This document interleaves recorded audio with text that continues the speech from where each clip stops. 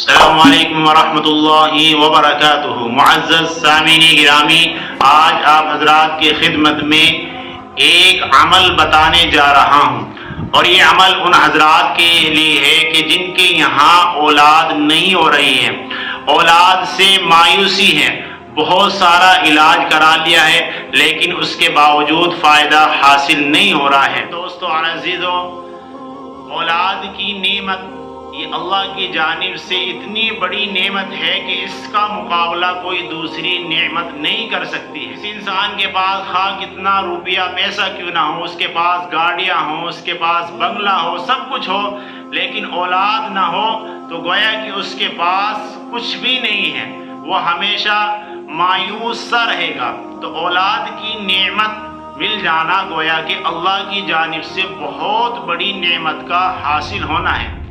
تو میرے عزیزو دوستو، بسا اوقات یہ ہو جاتا ہے کہ مرد بھی صحت مند ہے، عورت بھی تندرست ہے، لیکن اس کے باوجود علاج بھی کرا رہے ہیں کہ بیماری کچھ نہیں آ رہی ہے، صحت ہے، تندرستی ہے، اور اولاد نہیں مل رہی ہے۔ تو ایسے حضرات کے لیے حضرت مولانا اشرف علی تھانوی نور اللہ مرقدہ نے اعمال قرآنی کے اندر ایک عمل لکھا ہے۔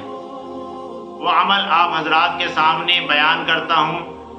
تو وہ لوگ جن کے یہاں اولاد نہیں ہو رہی ہے، وہ اس عمل کو کرنے کی کوشش کریں۔ ہو سکتا ہے کہ اللہ رب العزت اس عمل کی برکت سے ان کے گھروں کے اندر خوشیاں عطا فرما دیں۔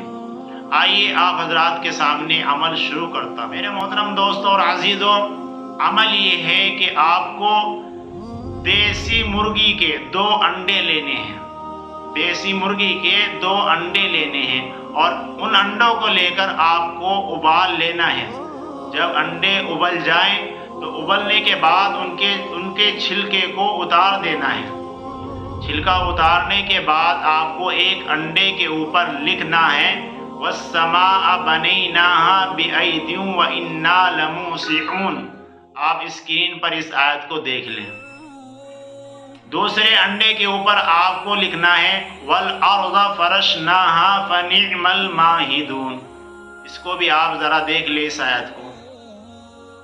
اب جب آپ نے دونوں انڈوں کے اوپر قرآن کریم کی آیت لکھ لی ہے تو پہلے انڈے کو مرد کو استعمال کرنا ہے، یعنی مرد کو کھانا ہے، اور دوسرا انڈا اس کی بیوی کو کھانا ہے۔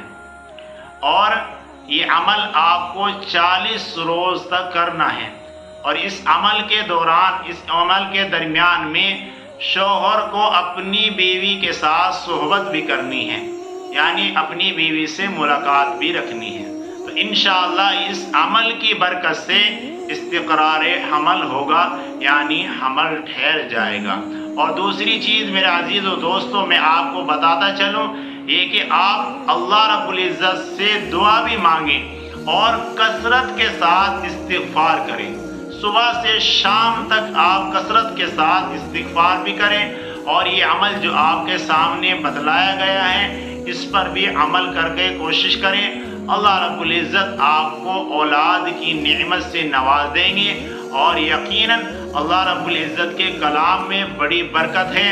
بس یہ ہے کہ ہم نے کرنا چھوڑ دیا ہے، ہم محض ڈاکٹروں کے پاس ہی جاتے ہیں، اور اس طرح کے عمل جو بتلائے جاتے ہیں ان کو عمل کو ہم نظر انداز کرتے ہیں، یا دوسری چیز ہم اس پر یقین ہی نہیں کرتے۔